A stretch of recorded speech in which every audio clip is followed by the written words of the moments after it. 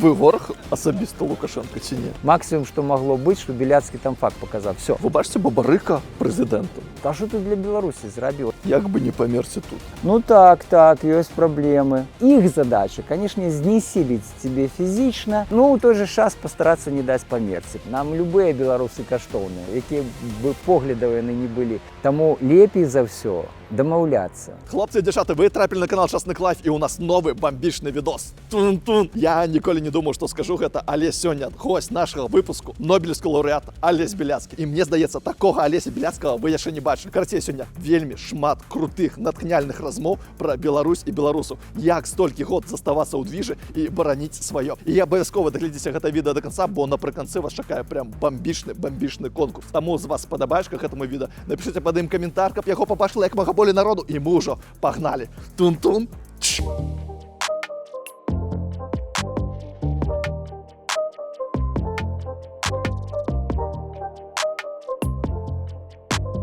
Ці падобны. Ну, есть штосьці.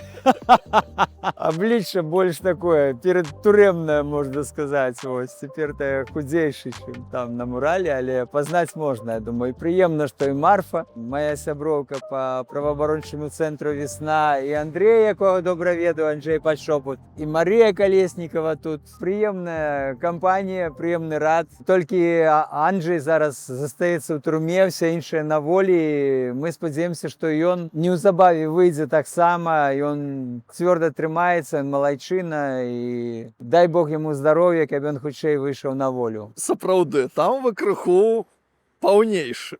Твар больш такі, як бы, раскормлены. Самае зараз пытанне. Санкцыі, ці памякчаць, ці адмяняць. Вы прыхільнік таго, што санкцыі трэба нават рабіць больш жорсткімі, каб людзі выходзілі. Не было б санкцый, то мы бы зараз яшчэ сидзелі. Я ў гэтым цвёрда пераканан. Няма ніякіх рэзонаў, там прычынаў для Лукашэнкі вызваляць палізняволеных. Для чаго гэта яму? Што ён стаў такім дабрачынцам, там, у яго добра воля з'явілася, ён памягчэў там у душыне. Это чыста палітычны гандаль, ён вымушаны ісці на гэта, бо сітуацыя з эканомікай вельмі кепская. Апошнія месяцы асабліва, весь год гэтыя прагнозы пагаршаліся.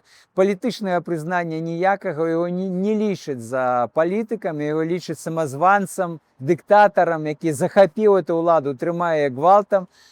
Адзіная магчымасць для яго неяк выйсці з этой цяжкой для яго сітуацыі, это пачаць перамовы, што ён рэшце і пачаў рабіць. Таму санкцыі працуюць. На жаль, рэпрэсіі не спыняюцца, сітуацыя не палепшаецца. Калі мы хочам вярнуцца ў Беларусь, мы павінны настойваць на тым, каб гэтыя санкцыі захоўваліся, каб беларускія ўлады вымушаныя былі пайсці на лібералізацыю сітуацыі ў Беларусі. Ці зробіць это Лукашенко, мабыць, не, я ў гэтым глыбока сумняваюся. Это крокі, это чыста тактычныя крокі яго на вызваленне палізняволеных взамен за адмену эканамічных санкцый. Але ягонае асяроддзе, людзі, якія думаюць больш цвяроза, якія думаюць у катэгорыях Беларусі, скажем, дзяржаўнасці, а не толькі ўласнай кішэні, уласнай улады, а багата хто з іх уже стаў злачынцамі рэальнымі. Возьмите сілавы блок. Это злачынцы рэальныя, людзі, якія маюць крымінальную адказнасць за то, што яны нарабілі. Урэшце рэшт, такі Лукашенко сам. Таму, вядома, яны не зацікаўленыя ў гэтых зменах. Но мы павінны даціскаць. Пры гэтым ёсць меркаванне, што санкцыі нас наадварот там аддаляюць ад Еўропы, што больш людзей глядзяць у бок Расіі, і гэта таксама не ёсць добра. Гэта інструмент, які мае, безумоўна, два бакі. Тая шабля двухбаковай вастрыні. Вельмі важна то, што з'яўляецца зараз маёй місіяй, тое, што я тлумачу еўрапейскім палітыкам, тое, што санкцыі мусяць быць накіраваныя супраць Лукашенка і ягонага асяроддзя. Але беларускі народ не мусіць цярпець ад гэтых санкцый. Это значыць пытанне візаў, пытанне легалізацыі тых, хто выехаў з Беларусі, атрымання пашпартоў, магчымасці легальна жыць, працаваць, мець такія ж правы, як іншыя грамадзяне, каб кантакты паміж людзьмі захоўваліся, каб людзі мелі як найменшыя страты у выніку гэтых санкцыяў, каб яны былі накіраваныя першую чаргу супраць Лукашенка і ягоных прыспешнікаў. Вось там людзі, якія выйшлі. А нам прыходзіцца дзякаваць за гэта Дональду Трампу. Ну, у мяне да Дональда Трампа такія супярэчлівыя пачуцці. З аднаго боку, ён такі вельмі неадназначны персанаж, з іншага боку, дзякуючы у тым ліку яму выходзяць людзі. Ці трэба нам дзякаваць Трампу, ці не? Я ўжо падзякаваў яму за сваё асабістае вызваленне і вызваленне беларускіх палітвязняў.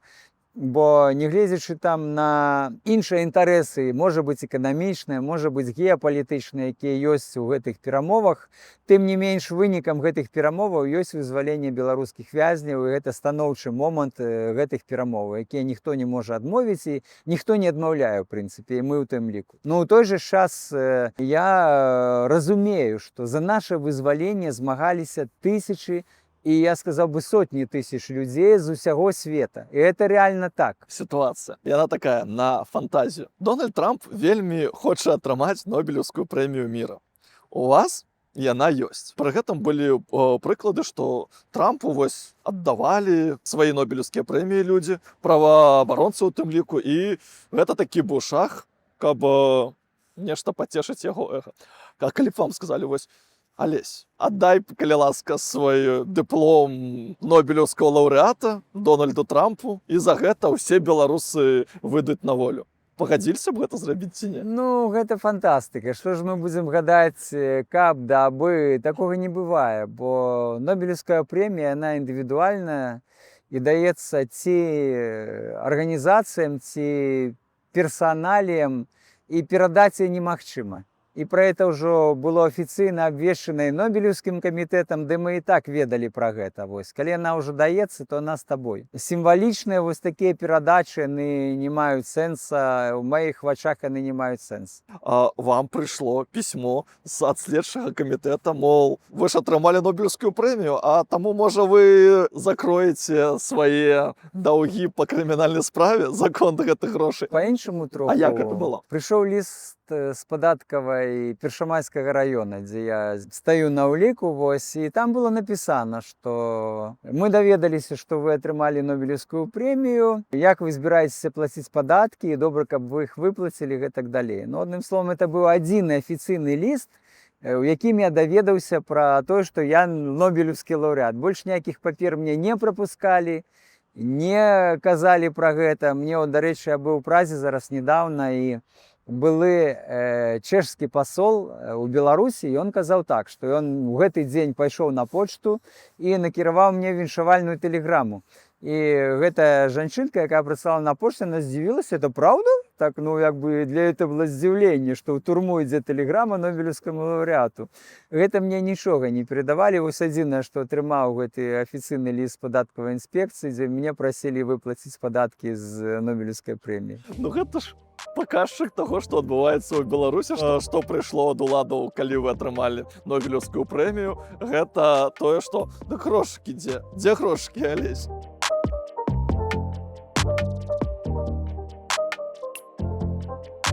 Мы сёння гуляем якраз у Вялікдзень. Так. Сёння Вялікдзень, сёння непросты дзень. І сапраўды надвор'е і атмасфера вось такая святочная вельмі. Вся Варшава адпачывае, мы таксама. З усяго, што вы нажылі, гэта Citroen, кватэра ў Менску, дача ў Ракове. А зараз у вас нічога няма. І нават пашпарта няма. Чалавек, які вось атрымаў Нобеля, нават пашпарта няма. Пры тым рэжыме, які зараз ёсць у Беларусі, то я асабліва там і не шкадую, што так яно атрымалася, бо мець штосьці агульнае з імі я зараз і не хачу. Забралі гэты пашпарт, окей, атрымаю, зменіцца сітуацыя, будзе новы пашпарт. Это все зараз мяне зусім не хвалюе, скажем так. Ну а што атрымаў, я захаваў сябе, это самае галоўнае, таму што пры такім дастаткова цяжкім жыцці людзі часта ідуць на кампрамісы, прыгінаюць галаву, пагаджаюцца з умовамі. І ну, я ведаю такіх людзей, якія пачыналі як бы вельмі добра, актыўна, все, а зараз яны дзесьці ўбудаваліся ў гэтую сістэму, іх уже няма. Вучыўся, выходзіў на мітынгі, гаварыў па-беларуску, а зараз ён там працуе ў міністэрстве, займае нейкую пасаду. Ну, пэўна, што яму прыйшлося сагнуць галаву і маўчаць, прынамсі, не гаварыць тое, што чалавек там думае, што хацеў бы ён думаць. Ну, такі лёс, такі шлях гэты чалавек выбраў. Мне пашанцавала ў тым, што я ніколі асабліва не хаваў сваіх думак. Я гаварю то, што я хацеў. Я рабіў тое, што я хацеў. Но это самае галоўнае ў жыцці, мне падаецца. Але за гэта прыходзіцца плаціць, ну, часам і вялікую такую цану. Вы былі хоць раз узняволены блізкі да таго, каб вось ты адчуваеш, што, нешта не тое са здароўем і нешта я сябе дрэнна адчуваю і не было, як бы не памерці тут. Методыка не аказваць медыцынскую дапамогу ужывалася практычна да ўсіх палітычных зняволеных. І там часта было, якое твоё здароўе, як ты там себе адчуваеш, это вот і все. Ты там як бы, яны просто глядзяць. У мяне таксама былі сітуацыі, яны больш як бы хранічнага такого плана, бо адразу пасля таго, як нас прывезлі з СІЗА, там раскідалі па калоніях, у меня резко опухли ноги. Яшчэ ў ШИЗА я апынуўся адразу ў горках ШИЗА, ну як заўсёды там з каранціна пропускаюць праз ШИЗА ўсіх палітычных. Ось, ну праходзіць 10 сутак, у меня опухлыя ногі. Правая нага не ўлазіла ў чаравік, прыходзілася нацягваць гэты чаравік, але оно як бы не балела. Не то, што там быў востры боль, але боль быў такі пастаянны, цягучы, там відавочна, што былі нейкія праблемы з кровазваротам, з венамі. Это трэба было глядзець на УЗІ, там, ну, элементарныя рэчы, якія б на волі ты зрабіў бы за 5 хвілін. А там не, там вот як бы прыйшоў медчастку, паглядзела эта доктарка так нават не датыкаючы, за 3 метры седзячы. Ну так, ёсць праблемы. Но не даю вызвалення, все, і прымусілі хадзіць на працу. І вось такімі нагамі я фактычна 2 гады прасидзеў у калоніі. Мне прапісалі ўрэшце больш-менш далі нармальныя таблеткі, якія трэба было піць там, ну, для таго, каб гэтыя вены больш-менш там працавалі. Але зрабіць нейкі нармальна даследаванне на УЗІ ніхто не рабіў, таму што што такое зрабіць УЗІ ў горадскай калоніі? Адзін талон на УЗІ даецца на горадскую калонію на месяц. Аднаго чалавека вывозяць з 1000, калі трэба вот вывезці ў горадскую ту больніцу, дзе табе могуць зрабіць УЗІ. А людзі сидзяць з ракам, з язвамі, там, з іншымі праблемамі. Ногі это далёка не самае, як бы там галоўнае. Я крыху пазабыў ужо пра гэтыя ўсе гісторыі. І вось мяне нібыта туды акунаешься і такой, І я кожны раз, як прыходжу там в душ, ну, працаваў же ж такім цеху пыльным, там, у нас душ быў, дзякуй Богу, маглі мыцца там пасля працы. І кожны раз хлопцы, ну, у тебя и нога, там, что у тебя как у слона, это значит правая нога, там, вот она реально такая великая и все. Потом была все ж таки консультация у хирурга, приезжая хирург раз у 3 месяца в колонию, была консультация, он поглядел, каже, ну, это тромбоз. Знову ж, не глядишь ничего, это тромбоз, треба, як бы, лечить, ну, серьезно там. Записали меня после гэтага на доследование и верагодную операцию в центральную больницу тюремную. І я потрапіў туды толькі праз 2 гады ўлетку 25-го, фактычна, ну, за паўгады да вызвалення. Вось пасля таго, як ён мяне прагледзеў. Это магло скончыцца, я не ведаю, ну, як бы таксама вельмі кепска, і тут як бы просто ты ўжо палагаешься на сваё здароўе і ўсё. А яны вот так глядзяць. Іх задача, канешне, знесіліць цябе фізічна, давесці да стану такого паўжывога, паўмёртвага, вось, ну, у той же час пастарацца не даць памерці. Прынамсі, ну, такая праграма была ў дачыненні да мяне. Няма адчування, што у вас все ж таки павезлі на больніцу, калі ўжо было блізка вызвалення, было разуменне, ну, нобелевского гэтага трэба ўжо, каб больш-менш нармалёва з'ехаў. Слухай, ну ты угадаў, я ўжо пасля аналізаваў гэта, я думаю, што это не проста адчуванне, это перакананне маё, што яны трымалі мяне як запасны варыянт, вот калі мянялі Сергея Ціхановскага, яны трымалі на ўсялякі выпадак мяне бліжэй да Менска, можа быць, у этой колодзе, так сказать, абмененых, каб быў таксама і я, бо гэта адбывалася в адзін час. Вот мяне трымалі да аперацыі тыдзень, прычым не рабілі ніякія аналізы, нічого, просто прывезлі у цэнтральную больничку, памясцілі ў корпус, дзе трымаюць людзей з інфекцыямі, аднаго ў хату, выводзілі на прагулкі толькі аднаго, хаця ўсіх астатніх там разам выводзілі, трымалі в ізаляцыі фактычна. Вот, ну, я так думаю, што такі варыянт у іх галаве быў, каб абмяняць разам з Ціхановскім. Але там штось не склалася, ці проста палічылі, што для першага разу хопіць там і Сергея адпусціць, а Біляцкага яшчэ патрымаем. Ну і мяне паклалі на аперацыю вельмі хутка. За адзін дзень аналізы, на другі дзень аперацыя. Прыводзяць зранку на качалцы, бо сам хадзіць не магу, перакладаюць на ложак, там радыё. Я ўключаю радыё і чую, Ціхановска адпусцілі. Ну вот просто ў гэты дзень. Я так думаю, ну, все, значит, некие процессы пошли, скажем. А калі самое цікавае, што языкі ж таксама такія прадвінутыя, хітрыя. І калі мяне привезли ўжо назад, ну, праз 2 тыдні, там, праз 3 тыдні ўжо привезли ў калонію,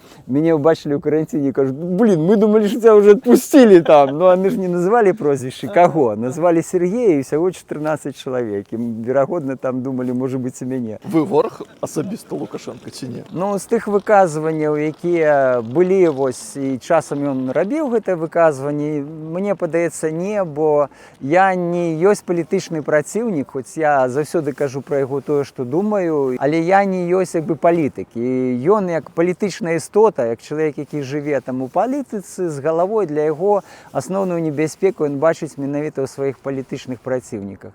І ў 90-е гады это быў Зінон Пазняк, 2000-е там Геннадзь Карпенка, там ці Юрый Захаранка, потым ім стаў Сергей Ціхановскі. Ну, а зараз іншыя... А хто зараз, на ваш погляд? Ну, зараз фактычна вось тыя, хто працягваюць займацца палітыкай, працягваюць трымаць палітычную лінію і займаюць нейкія моцныя пазіцыі па-за Беларусю. Таму што ў Беларусі палітыка, на жаль, скончылася. Мы крыху прыселі адпачыць, і я прапаную вам невялікі бліц. У вас вельмі яскравы Facebook, і ў ім вельмі багата класных, цікавых фотак. І мне цікава, каб вы распавялі, што гэта за фоткі. Бо ў кожным з гэтых фотаздымкаў, мне здаецца, ёсць цікавая гісторыя. Давай папярэдне мы сфотаграфуемся. Сфотаграфуемся не як там нобелевскі лаўрэат журналістам, а як былы зэк з былым зэкам. Значит, што в абдымку. Давайте, я з задавальненнем. Блин, вось гэта я дакаціўся. Са мной фоткаецца нобелевскі лаўрэат. Гэта моя любимая фотка з вашага Фейсбука. Конец 20-го года, акцыя на праспекце Незалежнасці. Так, калі палівалі нас там бронзбойтаў, гэтыя машыны, вадамёты, вось. Мы не былі на праезжай частцы, яны пачалі паліваць сходнік, вось. І просто у нас это там сотні літраў вады этой брудной, там, рыжай вады, значит, полилося рудой на нас, вось, и жонка там сховалася, неяк повернулася до этого задом, ну, а я уже, так сказать, не вытрымаў. Нобелевскі лаўрэат, які паказвае факт. Гэта што ўвогуле? Эмоцыі, што зробіш. На той час я быў вельмі злы на іх, но ўрэшце рэшт фотка сапраўды перадае вось тое настроі, ну, і так, безумоўна, это мірны пратэст. Так. Пры гэтым я, калі чытаў вашу кнігу, у вас у 90-е можна было ментоў штурхаць. Мяне вельмі ўразіла сцэна, дзе вы апісваеце, як вас адцісняюць, а вы шапкі здымаеце з супрацоўнікаў міліцыі, адкідваеце, яны бягуць за гэтымі шапкамі. Мне, чалавеку, які прыйшоў да вось гэтых гісторый з вулічным пратэстам у 20-м годзе, шапку міліцыі зняць і табе нічога не будзе, ну, гэта нейкі сюр. Ну, сапраўды гэта было больш неяк вальней. Там выпадкі былі такія, што люди отбивались, реально там жевали, так сказать, ну, переходило все это в драки. Причем это было уже у 2000-е годы, это не только в 90-е, у 10-е годы, скажем, там это отбывалось, там 5-й, 6-й год, там вот это. Люди отбивались, врешті-решт их затрымлівали, было административное порушение. Никто криминальную справу не узбуджал, и закрутили серьезно гайки, перевели это все. Криминальный момент уже по 10, ну, после 17-18 года, вот так. Вот так. Мы уже пачалі фіксаваць, што вот такі супраціў, калі людзі адбіваліся там ад міліцыі, маглі скончыцца крымінальная справа, но пасля 20-го года гэта стало як правіла, скажем, это ввогуле стало правіла. Зараз пачытаеш там этого Карпенкова, то он кажа, стріляць трэба, ось стріляць трэба, калі ці нападаюць на міліцыянтаў, ці того ж міністра ўнутраных спраў, які зараз заявіў пра гэта адкрыта, што калі будзе нападзенне на міліцыю, у адказ будуць стріляць. Ну, куды это варта? У нас іншае грамадства. У нас нават калі такія сутычкі адбываліся, то 100% гэтых сутычак это па віне самой міліцыі. Гэта былі нападзенні міліцэйскіх аддзелаў, канкрэтных групаў на мірных дэманстрантаў. Паглядзіце, як это было ў 20-м годзе ў Пінску, там, калі некалькі разоў міліцыя спецназ нападаў на дэманстрантаў, рэшце-рэшт, пакуль яны не раз'юшыліся, не ўзялі там калы і не пачалі, так сказаць, адбівацца ад гэтых міліцыянтаў, не пачалі іх ганяць. Ну, самі ж як бы правакуеце вось гэту вот на то вы і міліцыя, каб не правакаваць гэтыя сутычкі, а спрабаваць вырашыць сітуацыю мірным шляхам. З беларускімі дэманстрантамі это магчыма.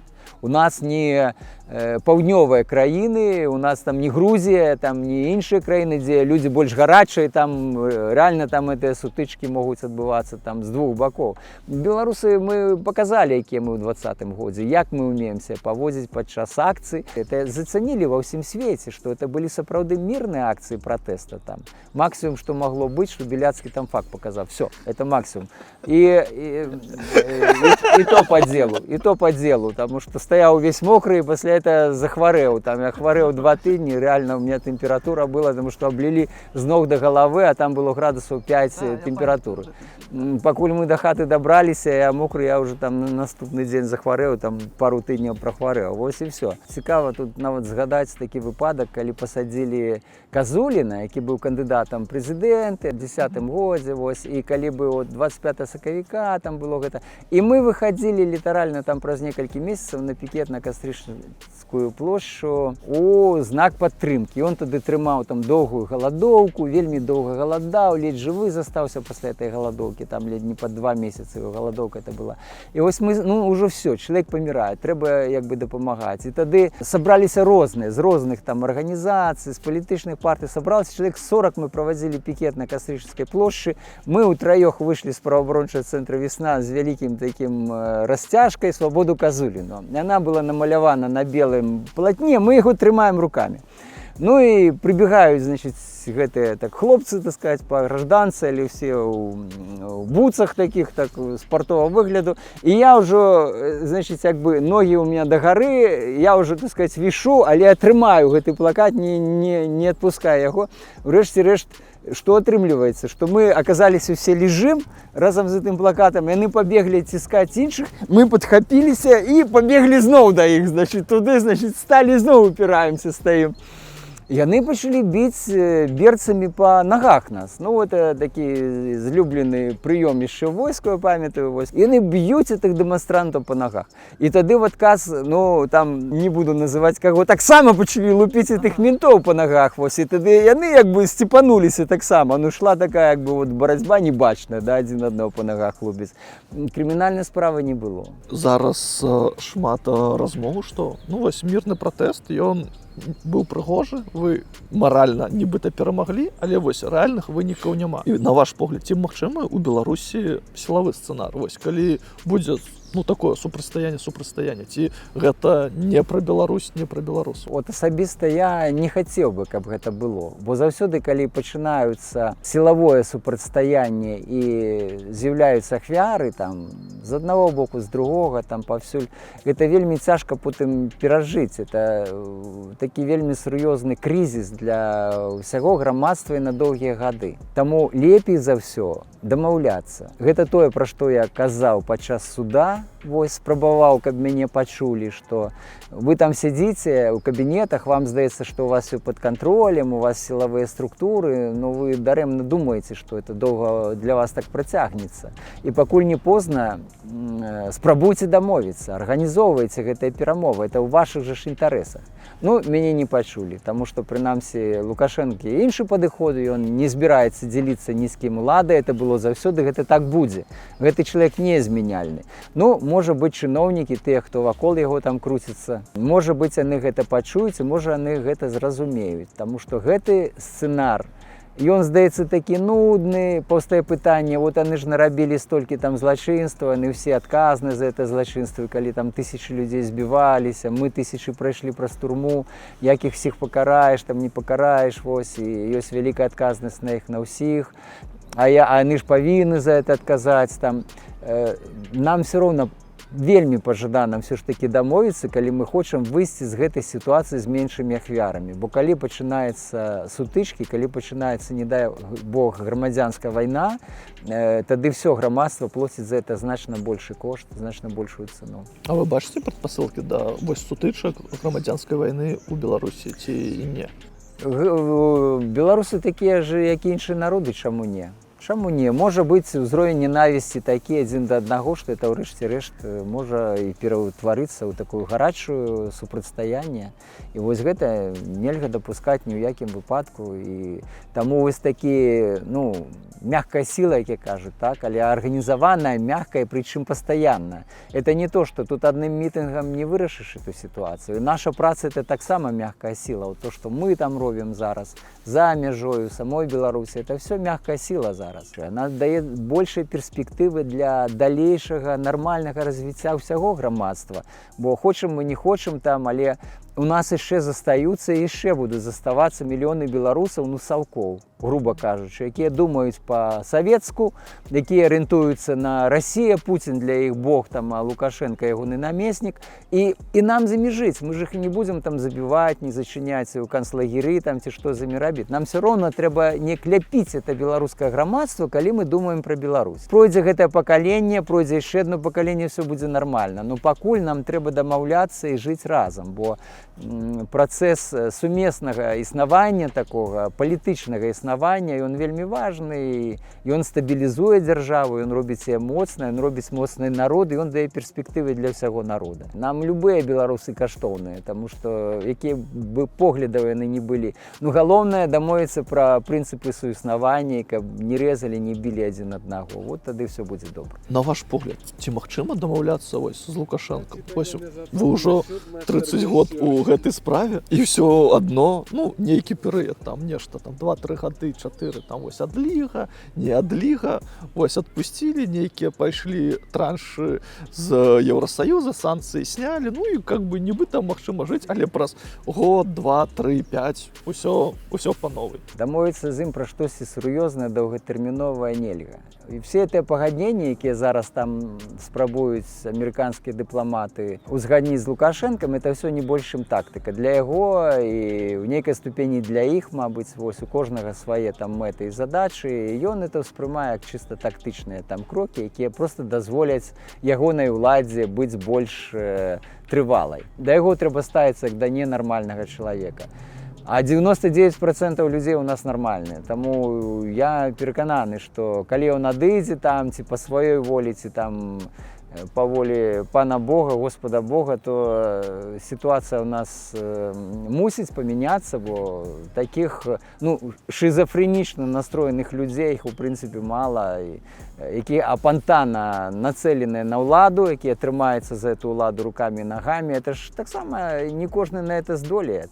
Гэтая ўлада знішчае цябе як асобу. Ну, ему это в кайф, ему это падабаецца, ему это тое, што трэба для яго. Вот ён як бы такі кіраўнік параходамі, так сказать, і фабрыкамі, вось, і калгасамі там, вось, ему вот такая асоба, такая палітычная істота, якую мы маем. Дамовіцца не атрымаецца. Калі вось ён адыдзе, тады толькі могуць быць нейкія зрухі. Ну, гісторыя паказвае, што так. Наколькі яны пойдуць глыбака, наколькі шырака, вось гэта будзе залежыць ад нас. Гэта, здаецца, Варшаўскі музей мастацтва. Так, 100%. Што думаеце на гэты конт? Адам Міцкевіч, наш паэт. Ну, для нас, канешне, шкода, што ён пісаў на польскай мове, каб ён пісаў на беларускай. Ён быў для нас Тарасам Шевчэнкам, пэўна, а так ён для нас такі Тарас Шевчэнка на польскай мове. Бо сама ягоная паэзія, сутнасць ягоных твораў, увогуле атмасфера і сам падыход, ён настолькі беларускі, это 100% беларускі творца. Сапраўды геніальны беларускі паэт, якога трэба пачынаць вывучаць там, ну, з самых там першых класаў школы. Перад Янкам Купалам у нас быў Адам Міцкевіч. І ён пісаў пра Беларусь, ён пісаў як ліцвін, маючы на ўвазе, што ён ліцвін менавіта беларус з Вялікага княства літоўскага, але пісаў па-польску, і вось эта агульнапольская культура, яна, ну, мела месца ў ягонай творчасці. Тым не менш, ён для нас вельмі важны, вельмі класны. І больш таго, мне падаецца, што трэба больш вывучаць вось ягоны характар, скажем, паводзіны, характар, яго адносіны да людзей, яны настолькі беларускія, ён настолькі ў гэтым плане беларус, што цяжка знайсці вось такога вядомага творцу таго часу, які быў бы падобным, ну, які быў бы косткай ад косткі, скажем, і кроўю ад крыві беларускага народа, чым Адам Міцкевіч. Я не здарма менавіта Міцкевіча вам паказаў, бо ў мяне была аднойчы, я рабіў выпуск з такім спеваком, магчыма, вы ведаеце, Вінсент. І у нас была з ім спрэчка, што вось у нас ёсць вялікі творца беларускі зараз, спявак Макс Корж, які спявае па-расейску, ці вось гэта як Макс Корж раўно Адам Міцкевіч, бо, здаецца, каштоўнасці, усё гэта нясецца беларускія, бо ён вядома яго пазіцыі, але ён робіць гэта па-расейску. Што вы думаеце на гэты конт? Ну, я сустракаўся з ім і ведаю яго з розных бакоў. Сустракаўся двойчы. Першы раз, калі яны здымалі кліп у хаце ў маёй у Ракаве, ён яшчэ тады быў беларускамоўным гурце студэнцкім там. Со сваімі хлопцамі, вось. Ну, я Гэта паглядаў... Тата Лунінец, да, вось гэта? Так. Мы вернемся сюды, перебудуемся, як мы жадаем. Площадь Ленина, у площадь Калиновского, улицу Советскую, у вулицу Скарыны, сквер Гусовского, парк Ластовского. Потым ён раскруціўся як расійскі спевак, вось ён пачаў спяваць па-расейску. Сувязі фактычна ягонай творчасці з Беларусі там не было ніякай. Вось. Ну, можа быць толькі кліпы, вось сама атмасфера там гэта. Ну, ён шмат у Менску здымае. Так, ён страшна папулярны быў, зараз я не ведаю, мабыць, таксама... Зараз, для разумення, вось ён даваў канцэрт на Нарадовым у мінулым годзе за тыдзень 70 тысяч квіткоў. Ну, ён убудаваны ўсё ж такі ў расійскую культуру в асноўным, вось, і там чагосьці беларускага ягонай творчасці там не знойдзеш, хаця б і хацелася пашукаць. Ну, гэта ягоны творчы шлях. Вот ён пайшоў у гэтым накірунку, і там у яго все пачало атрымлівацца, і там пашлі гэтыя канцэрты, пашлі грошы, пашла слава там музычная, творчая, і, мабыць, з этой хвалі, так сказаць, і сам ён не хацеў саскакиваць, ягоная каманда, таму што там же ж не адзін чалавек робіць звычайна такі прадукт. Вот і ён пайшоў гэтым шляхам. Я гэта не ухваляю. Лепш бы ён быў нашым другім Лявонам Вольскім, вось, чым ён там першы Макс Корж дзесьці на тых вялікіх прасторах Расіі. Вось, таму я ставлюся да этого вугле нейтральна і нават больш, ну, з такім шкадаваннем, што, на жаль, ну, мог бы ты у нас что-то зрабіць. Калі ты спеваешь по-расейску, ну, праспявай ты хоць одну песню там з 10, там, скажем, як это рабілі некаторыя нашыя беларусы, яны ўрэшце рэшт хоць такім чынам себе пазначалі як беларусы. Ну, а чым ты адрозніваешься ад Дробыша, там, які таксама з Рэшыцкага района, там, які там прадзюсер вялікі, так сказать, у Расіі уже 30 гадоў там трымае, так сказать, это пэўныя свае праекты, робіш что-то по-расійску. А што ты для Беларусі зрабіў, вот як беларус там? Вось, што ты зрабіў для того Рэчыцкага района Дробыш? Ну, а што ты, Макс, зрабіў для Менска, апроч, так сказать, ну, агульных кліпаў, і то, што моладзь спявае твои расійскія песні. Блин, ну, займаешься, так сказать, этой пропагандай расійскай культуры, якая выбівае беларускую культуру. Ну, вот это мяне, як бы, заўсёды, як бы, чапляе. Але з другога боку, ягоная пазіцыя, таму што другі раз я яго бачыў якраз там, дзе забілі Тарайковскага, вось, на Пушкінскім праспекце, і калі збіраліся людзі яго памінаць, я не памятаю, там які дзень быў, гэта там 7-й дзень ці 15-го. Пасля ягонай... 15-го жніўня, 16-го сабраліся тысячы людзей, там все это было сапраўды шчыра, это не была палітычная акцыя, людзі прыязджалі туды з кветкамі, ну, сапраўды аддаць свою зданіну чалавек, які загінуў ні за што, які такая ахвяра вось, мірных пратэстаў. І там быў Макс Корж. І для мяне гэта таксама важна, таму што ён мог бы туды не прыехаць, пабаяцца, сказаць, а на што мне это трэба, вот у меня ёсць бізнес, у меня все налажана, і на што мне это трэба. Не, ён там быў. Значит, ну, па сумленні ён чалавек не цалкам адвязаны, і ён тут где-то з намі быў. Рэшце-рэшт скончылася тым, што его там пазабаранялі паўсюль, і ён апынуўся за межою, здається, за межою зараз живе, так, тому що я ж там не ведаю. Ну, так як він виступає, то певно, що він за межою. Ну, от якби лёс його до гэтага привез. І мені вельми хотілося, каб лёс його привів зараз і до більшого уділу у беларускай, непосредньо беларускай культури. Тому що музична культура, вона відома інтернаціональна, багато хто співає по-ангельську, з європейських співаків, там во всім світі ангельська мова – це номер один. В нашому постсоветской этой лоханцы, этим, так сказать, в этом ареале, ну, російська мова така з'являється багато для яких співаків, вони співають по-російську, таким чином становляться відомими. Ну, зробити щось для Білорусі. От це я звертаюся до Макса, ось, улічуючи наші з ним раніше зустрічі, улічуючи, з чого він починав.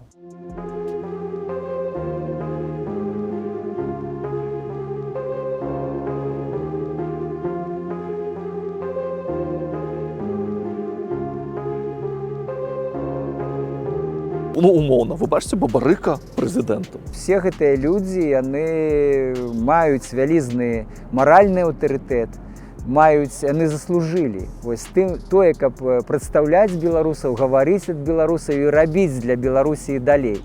Як яны скарыстаюцца вось гэтым сваім набытым аўтарытэтам, гэта наступнае пытанне. Вось тое, што Светлана, напрыклад, за гэтыя 5 гадоў не сышла, яна засталася, яна актыўны чыннік беларускай палітыкі на сённяшні дзень. Яе ўспрымаюць рэальна як палітычнага дзеяча, які прадстаўляе, які ёсць голас Беларусі на сённяшні дзень па палітычных пытаннях. Это для нас надзвычай важна, мы ніколі такога не мелі. Мы мелі неўдалы, я сказаў бы, там, вопыт, вось, які раней быў. Згадайце, што было там з Семёнам Шарэцкім, які меў паўнамоцтвы старшыні Верхоўнага Савета. Выехаў з Беларусі. Праз 2 гады пра яго стала ўжо не чутна, і стаў Семён Бацькавіч пенсіянерам, і дасюль яшчэ, дай Бог яму жыцця, от яму ўжо амаль 90 гадоў, ён пенсіянер, ужо 30 гадоў. Вось, хаця ў яго былі паўнамоцтвы на той час афіцыйныя, якія ніхто з яго не здымаў.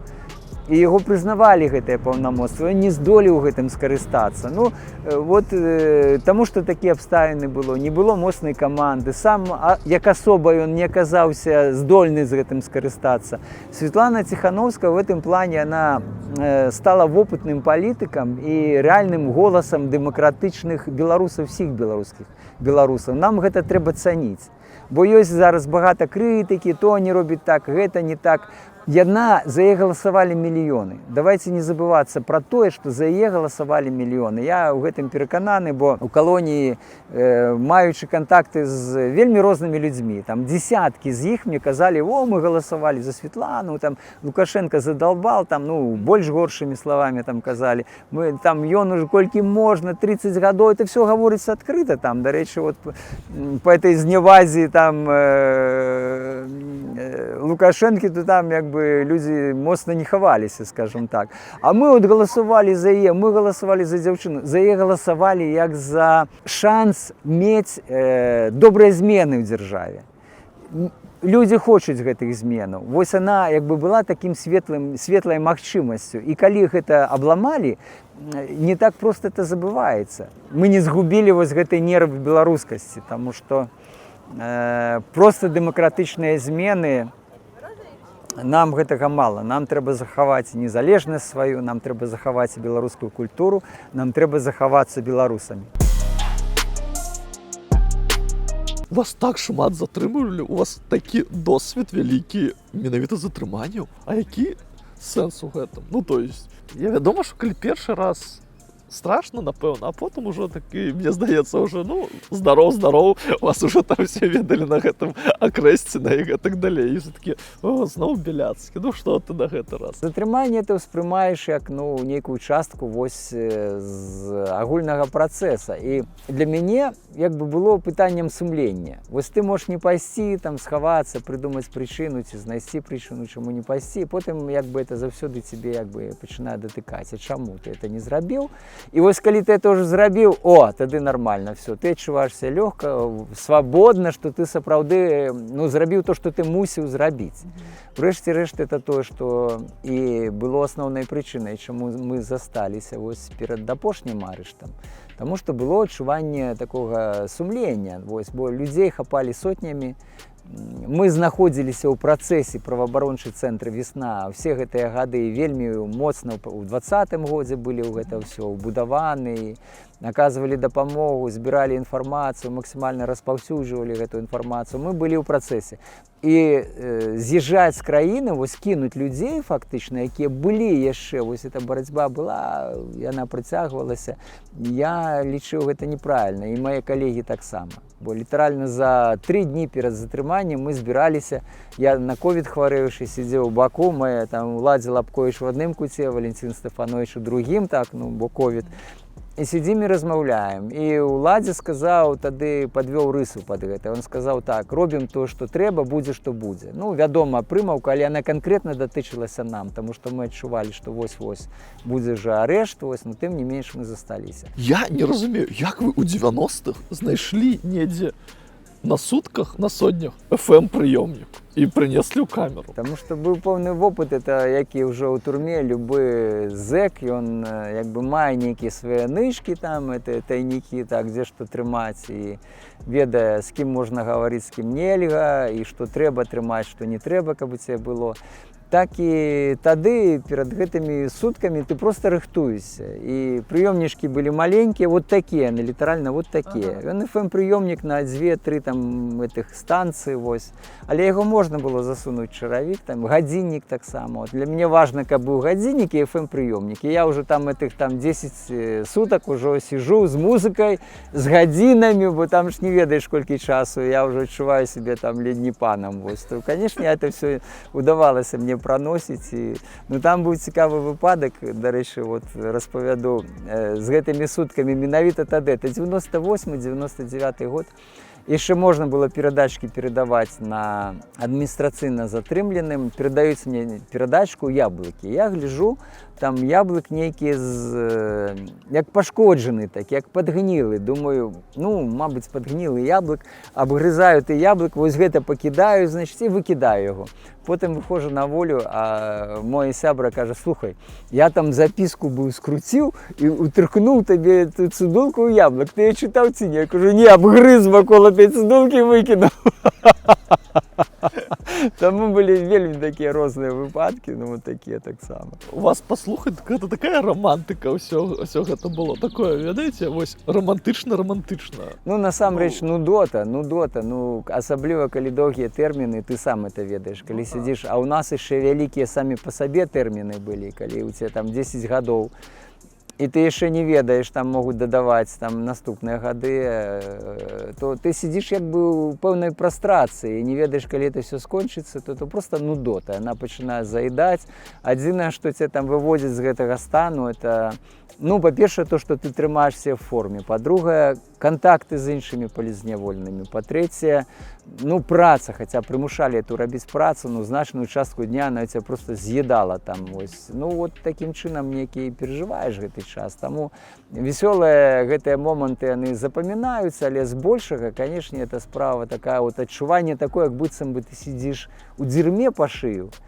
І ты просто вот там сидишь, вот вакол тебе смурод, ты сидишь сам весь в этом дерьме, у тебя одна голова только торчить, а час от часу, раз в месяц у тебя еще примушают с головой в это дерьмо вовсе окунаться. Вот такое отчувание. Тому турма, это, вядома, что-то брыдкое, ничего доброго там нема. А я вам хочу вот эту фотку показать. Это не Гомельский вокзал, не? Это Орша моя. А, Орша, это Таршанский вокзал. Так, это вокзал, они подобные здесь, потому что в Гомеле Ленин стоит скульптура, ну а у вас тут намаляваны живопись, ты по живописи. Что думаете наконт гэтага, что у нас паўсюль все яшчэ стаіць Ленин, паўсюль все яшчэ гэтыя помнікі і гэты вось савок-савок?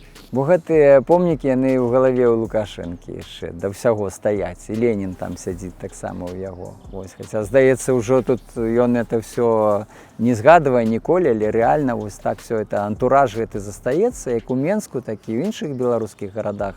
Назвы вуліцаў, паглядзіце, там Леніна, савецкая, сацыялістычная, все гэта паўсюль, і эта уніфікацыя камуністычная, она застаецца дасюль.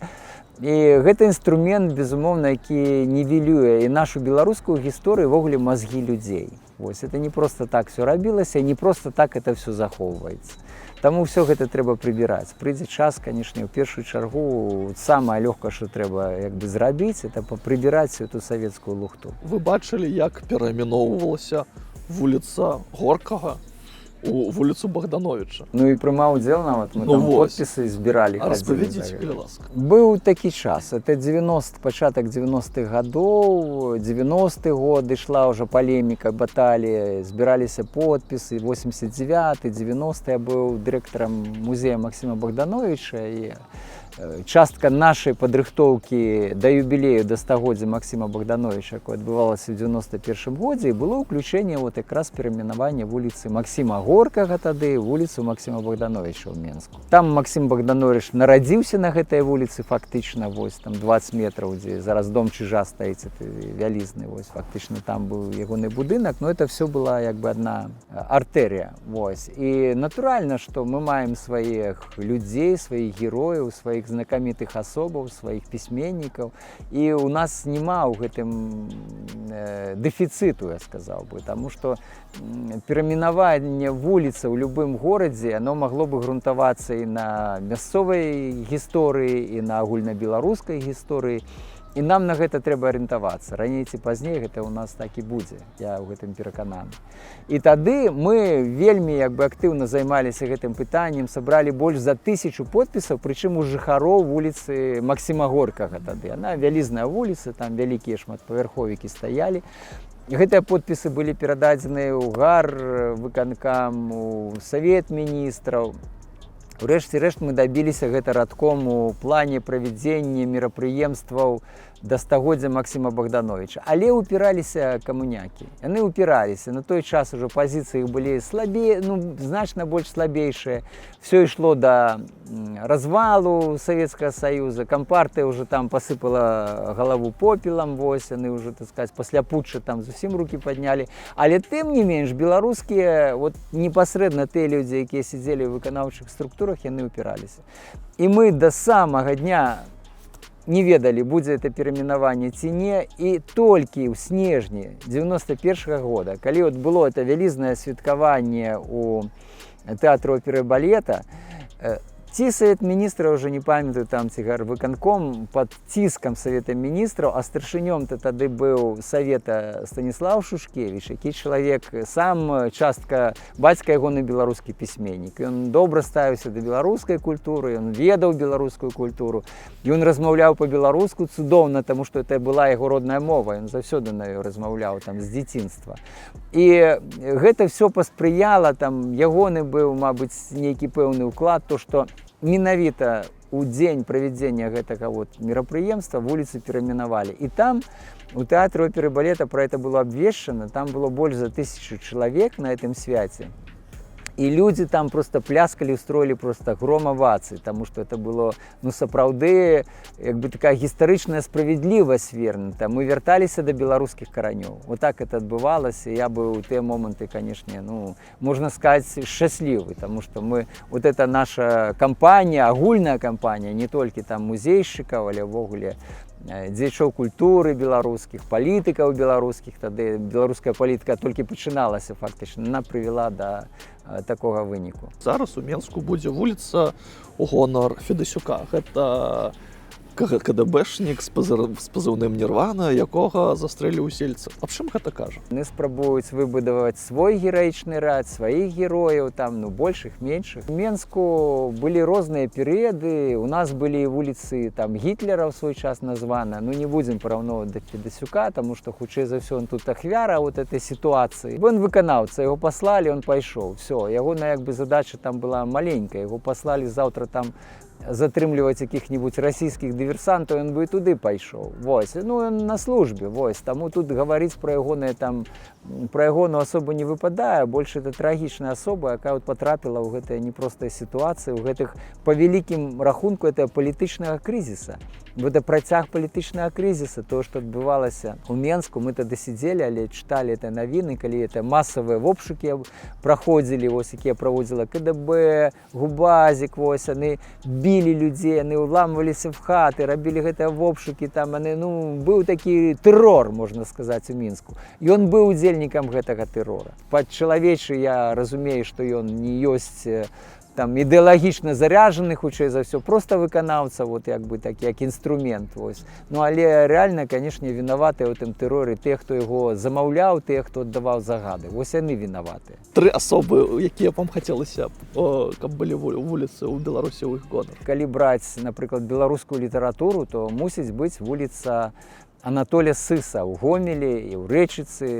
Вось там мусіць быць вуліцы. Это вялікі беларускі паэт, мой сябра. Развіццё творчасці яго было это 80-е, 90-е гады. Он сапраўды вельмі багата што сказаў і прадбачыў то, што адбываецца зараз і з Беларусю, і вось эту вайну расійска-украінскую. Яго ўсё ў вершах можна прачытаць. Вуліца Алеся Пушкіна. Вуліца Алеся Пушкіна, які трагічна загінуў у гарадзенскай турме, які быў вольны мастак. Ты там можаш пагаджацца, не пагаджацца з ягонымі там асабістымі поглядамі, але то, як ён пражываў сваё жыццё, у яго Беларусь было на першым месцы, у яго на першым месцы была асабістая воля творчасці. І калі ўзяць беларускую палітыку, вуліца Юрыя Хадыкі, вялізны чалавек, глыба, чалавек сапраўды, які там доктар фізіка-матэматычных навук, які выдатны матэматык, там фізік, мастацтвазнаўца, які напісаў там дзесяткі працаў па гісторыі беларускай культуры, беларускага мастацтва. Палітык, чалавек рэлігійна арыентаваны, развіваўся як чалавек глыбока веруючы, значыць, в гэтым накірунку. Ну, это сапраўды вельмі разнастайны чалавек і чалавек з, ну, такога, я сказаў бы, памяркоўных поглядаў, вось, які, для якога гэта ідэалогія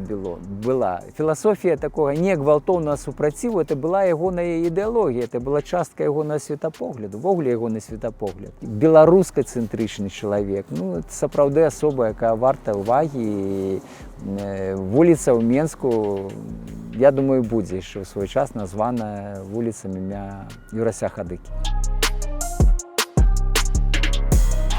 Вось зараз вельмі шмат ідзе інфармацыі, разваг, што шмат расіян скупляе кватэру ў Менску. Зараз шмат расіян такія думаюць, ну, у Менску там Інстаграм ёсць інтэрнэт не запавольваюць, і нібыта можна ехаць жыць, таксама па-расейску все размаўляюць, а там яшчэ і Зара ёсць, і чыстенька, і амаль Еўропа. Гэта званочак ці не званочак пра вось гэтую мяккую сілу, што потым пад гэтыя гісторыі можна заводзіць у Беларусь, як у Крым, зелёненькіх чалавечкаў вежлівых і освобождать наших мальчиков. Зелёненькие чалавечкі у выглядзе Вагнера ўжо даўно ў Беларусі, вось, і іншыя вайсковыя там часткі расійскіх там хапае зараз. Таму тут размова пра іншыя. Да нас едуць не самыя горшыя расіяне, вось, горш, калі тут вайскоўцы стаяць, вагнераўцы, а калі едуць людзі, якім не хапае свабоды, то няхай едуць, нічога страшнага. З гэтага мы нічого не згубім, мы толькі прыдбаем. Нічога страшнага я ў гэтым не бачу. Трэба яшчэ паглядзець, хто там прыязджае. Я так думаю, што значная частка з іх самі беларусы, якія ў свой час выязджалі,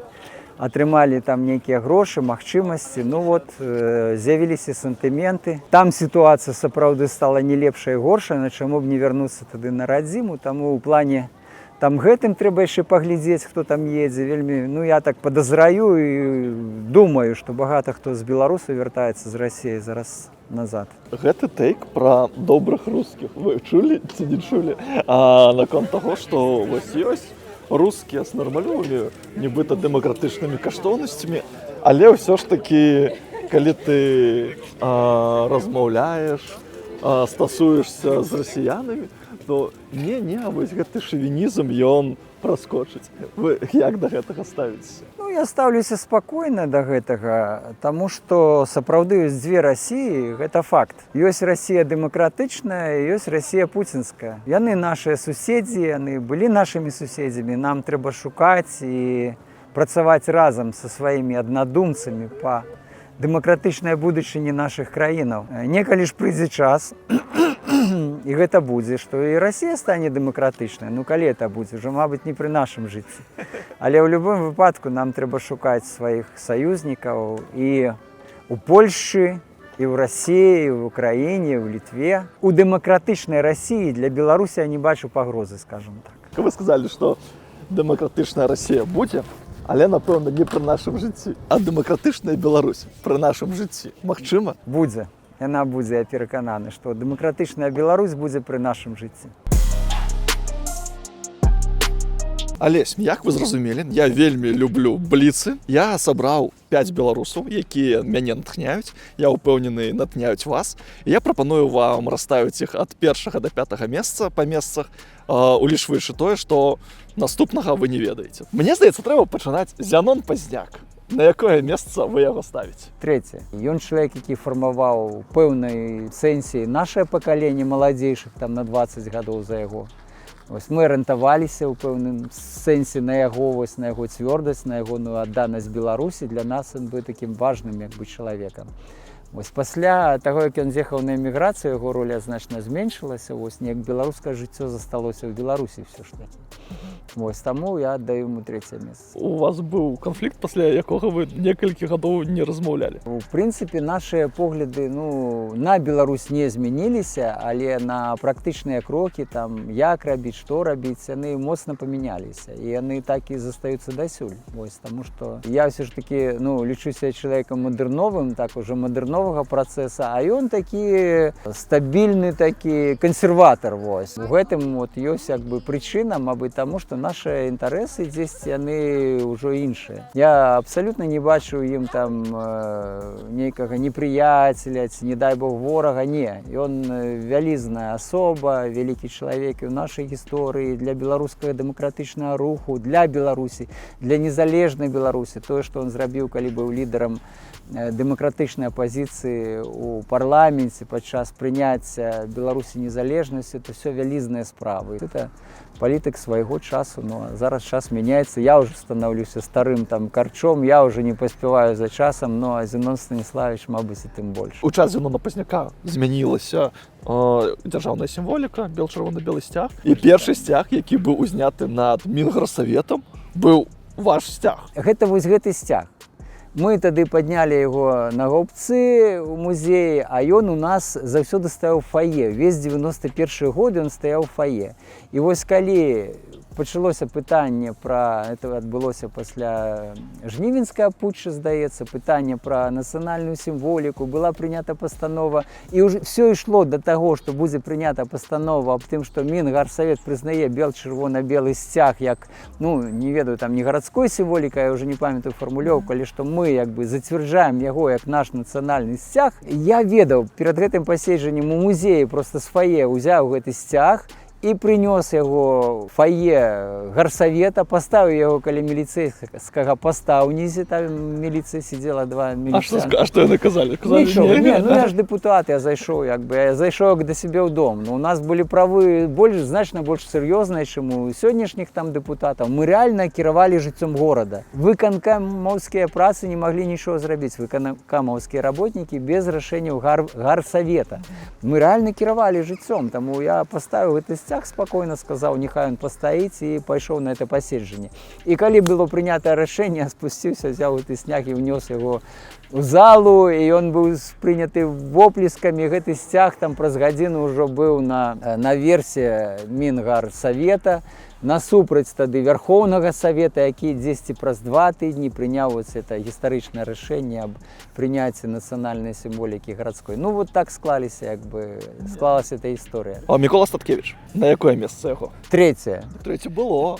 Зноў 3. Не, трэба ўжо ці 2, ці 4. У нас як у пэўных відах спорта ёсць 2 3. Не, все. Я не ставіў бы яго вышэй ці ніжэй за Зенона Станіславовича. Мікола Статкевіч важная асоба увогуле і ў маім жыцці, у гісторыі Беларусі. Ён важная асоба, якой не пераскочыш. Можа быць, значэнне Зенона Пазняка, там, калі браць аб'ектыўна, можа яго ацэніць больш важным, таму што ён браў удзел вось менавіта ў дзяржаўных гэтых пераменах, але ў плане маральным, плане супрацьстаяння і таталітарызму, і вось этой сляпой лукашэнкаўскай сіле Мікола тут вельмі моцны. мацней за яго нікога няма, і ён там рэальна на першым месцы. У нечым ён больш там як бы атрымліваецца больш важна, у нечым менш важна, але ўвогуле то это вельмі такая цэльная асоба. Зноў жа, з ягонымі поглядамі ты можаш пагаджацца, можа не. Ён там выразны сацыял-дэмакрат, сацыял-дэмакратычныя погляды і так далей. І гэта не зусім тое, пра што там вешаў і гаварыў Зінон Станіславович, і пра што гаварыў Беларускі народны фронт, сябрам якога я быў, напрыклад. Ягонае палітычнае жыццё было не такім яскравым, як у Зінона Станіславовича, вось.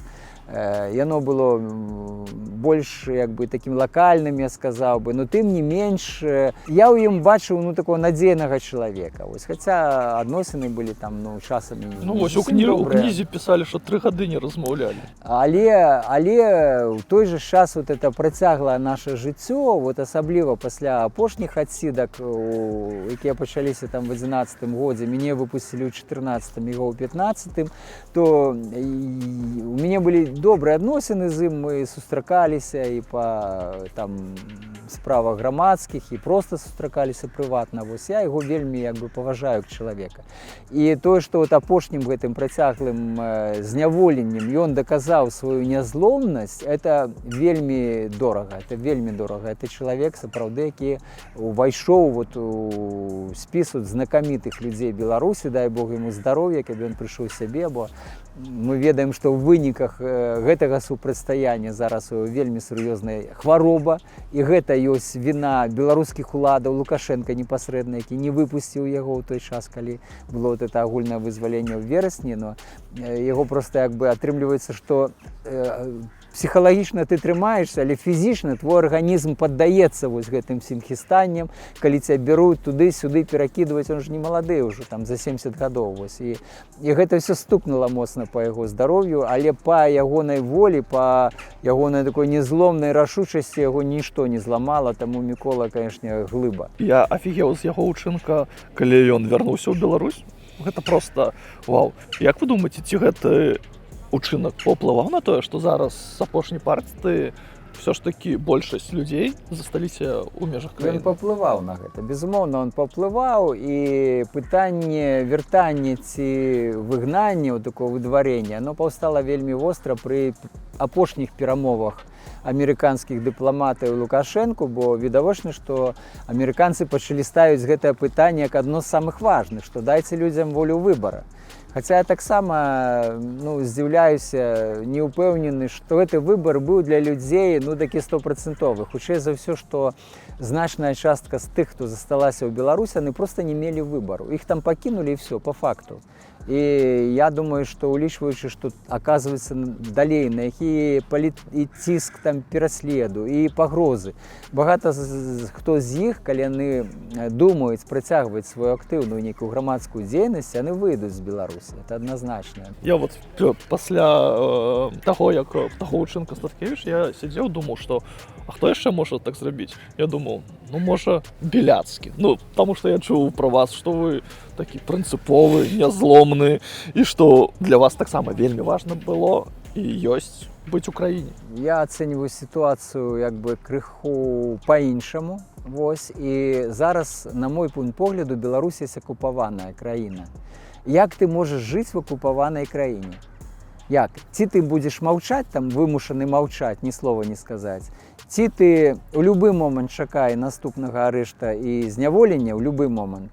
Ці сыходзь глыбокае падполе, у маім выпадку это не варыянт, таму што як бы і так мяне там кожны сабака ведаў і кожны міліцыянт ведаў. Вось. Таму выезд у маёй сітуацыі это было найлепшы выхад для працягу сваёй дзейнасці праваабарончай.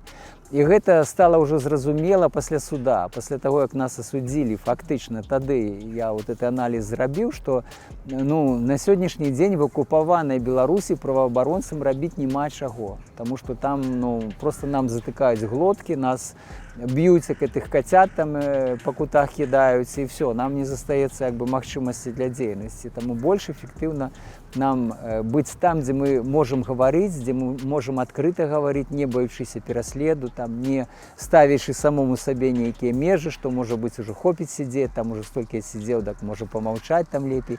Не, гэта сітуацыя не для мяне. Давайте далей, Алесь Пушкін. Мой сябра з даўніх яшчэ студэнцкіх часоў, хоць мы з ім не сябравалі, каб ужо зусім блізка, бо ён чалавек творчы, ён мастак, ён сам у сабе. Як і кожны творчы чалавек, ён жыве сваім жыццём. Для яго гэта было вельмі важна. Але ў плане адстойвання дэмакратычных каштоўнасцяў, у плане тых яркіх перформансаў і ввогуле беларускай цэнтрычнасці, вось это як мой родны брат. Я яго так спрымаю. Мы з аднаго пакалення, мы з аднаго, як бы вот з аднаго. Вось я яшчэ эту першую акцыю ў 89-м годзе, якую ён бачыў там, праводзіў каля тэатральна-мастацкага, я там я бачыў, я ведаў, як ён на дзяды на это прабіваўся, якія я праводзіў у 88-м годзе, калі мы ладзілі, яго там не пускалі, усяляк утрымлівалі. Мы жылі, мы з аднаго кола. Урэшце, я яго там папрасіў, каб ён зрабіў эскізы татуіровак на беларускую тэматыку. І ён зрабіў гэта таксама. І ён зрабіў. У мяне ёсць не адна татуіроўка па ягоных эскізах. Вось, это такі наш супольны праект, можна сказаць, мастацкі пэўны.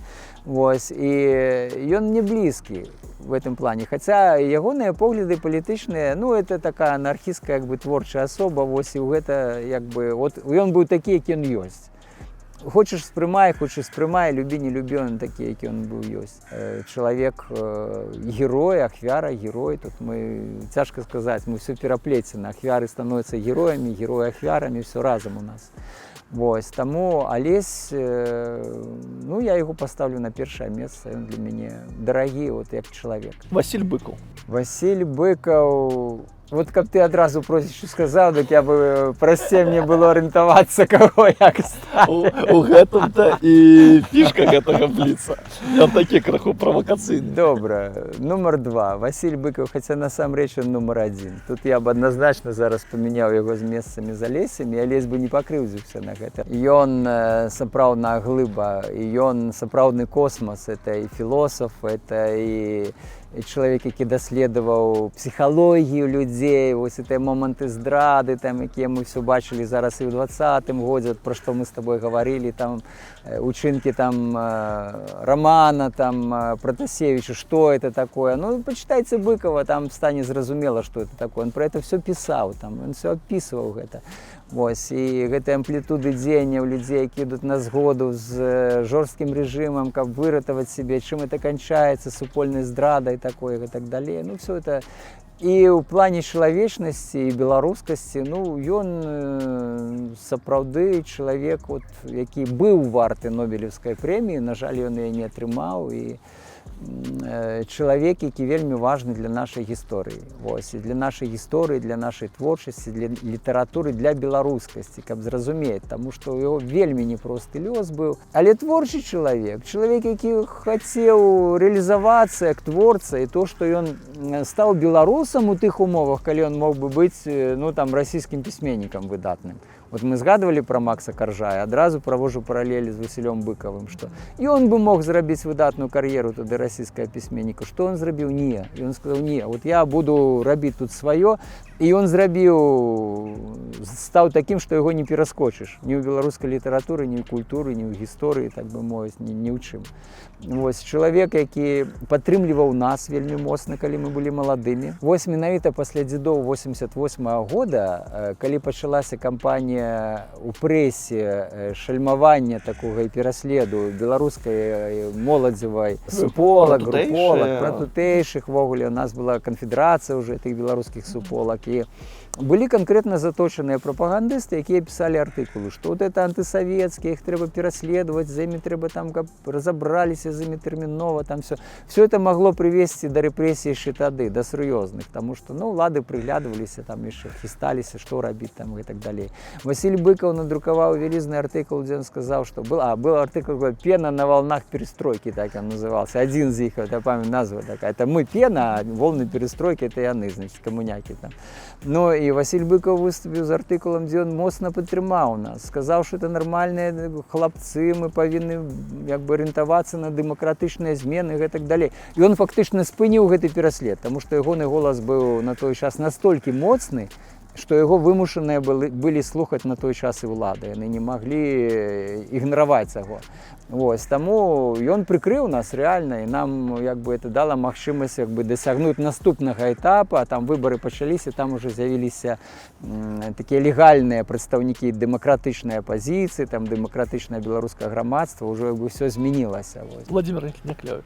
5-е месца. Владимир Прокопович, зноў жа ж, калі расстаўляць прыярытэты, я не ведаю, як бы оно расставілася, калі б я яго ведаў, но раз яно ўжо засталося апошнім, то гэта яму. Бо у нас 5-е засталося, ты радок вольны. И 4-е, что есть? Значит, 4-е яму. Я яго вельмі паважаю як асобу, як чалавека, які правёў пэўна развіццё такое сваё, вось, это таксама быў непросты шлях у яго, да палітычна выразнай пазіцыі, там ён выдатны беларускі творца, это зараз беларускі творца нумар 1 вось тых, хто працуе, працягвае працаваць у Беларусі. Гэта патрыарх беларускай культуры, беларускай літаратуры, гэта чалавек глыбока інтэлектуальны, чалавек, які развіваўся, працягвае развівацца ўсё сваё жыццё. Вось што мне ў ім захапляла, то што ён як вот не старее. Ён вот як быў там такі вот малады, такі вось заведзены, так у яго гэты завод працягваецца, ідзе далей, хаця яму ўжо таксама там як бы ўжо добра гадоў, вось, но тым не менш ён не спыняецца, ён працягвае это сваё ўнутранае развіццё. І я яму в гэтым плане добра зайздрошчу, я так гляжу на яго, думаю, ну калі ўжо Прокопович ідзе наперад, так што мне ўжо там скардзіцца на мае гады, мне трэба таксама як бы ісці далей. Это ёсць гонар наш, ёсць голас нашай беларускай літаратуры, беларускай культуры, тое, чым мы можам ганарыцца, што б нам не казалі, там, так сказать, растапырныя нашыя там сходнія суседзі. Ну ёсць у нас Некляев, ну пераплюньце вы Некляева, каго бы там не паставілі побач, это будзе ўсё прынамсі не вышэй, можа быць ніжэй там ці ўровень или не вышэй. Давайте зробім так. 5-го чалавека, якім варта ганарыцца, хай напишут людзі ў каментарах, для каго гэта бяспечна. Ну, мы пішам, хто і чаму. І людзі, якія напісалі 3 самыя класныя каментары, я возьму на себе адказнасць. Я ўсё пачытаю, адпраўлю да Алеся Беляцкага найлепшае, і сам Алесь Беляцкі абярэ тых людзей, якія пераможцы, і якім мы дашлем бяспечна гэтыя асобнікі з аўтографам Алеся Беляцкага. Ну, атрымалася так, што сапраўды гэтая кніжка атрымалася добрай, вось, яна чытэльная, і я спадзяюся, што будзе дапісвацца, вось, таму што апошнія 4,5 гады я напісаў фактычна эсэ, успаміны пра 90-е гады, вось, пра то, што мы шмат гаварылі сёння, якраз пра пачатак 90-х, пра тыя змены, якія былі ў Беларусі, пра нашыя спадзяванні, пра то, што удалося, што не удалося, там, што мы дасягнулі, што страцілі. Вось яе забралі, як бы канфіскавалі, вось, таму што не далі вывезці нічога з калоніі. Вось яна там дзесьці застанецца ў рукапісах.